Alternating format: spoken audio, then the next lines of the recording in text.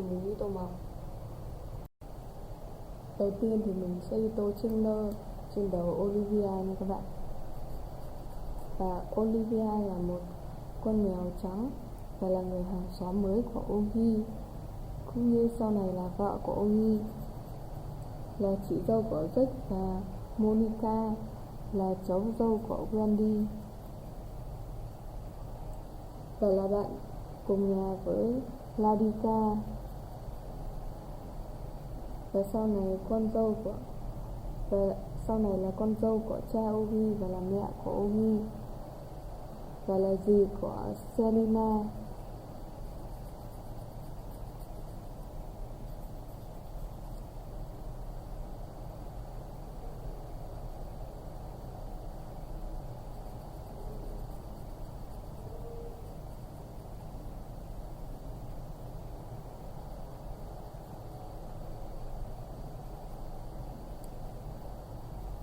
Và mình đã tô xong trên nơ rồi nha các bạn.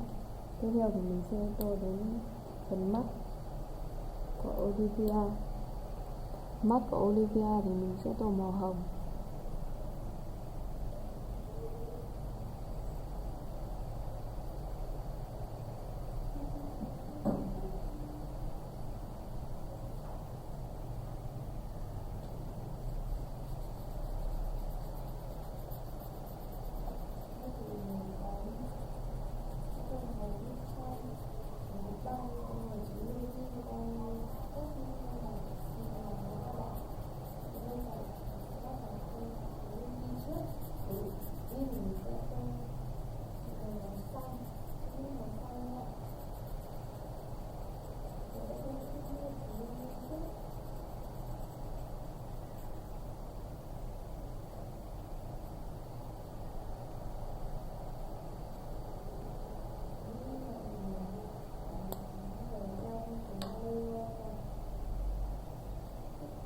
Mình sẽ tô thân của Olivia bằng màu cam nha các bạn.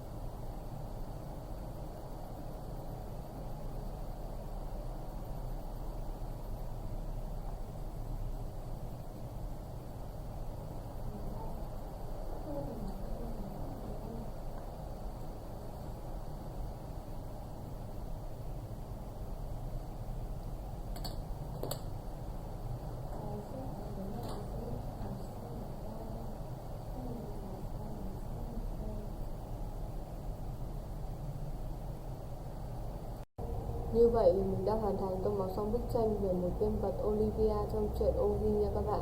Các bạn thấy video của mình hay thì hãy đăng ký kênh và ủng hộ cho mình nha.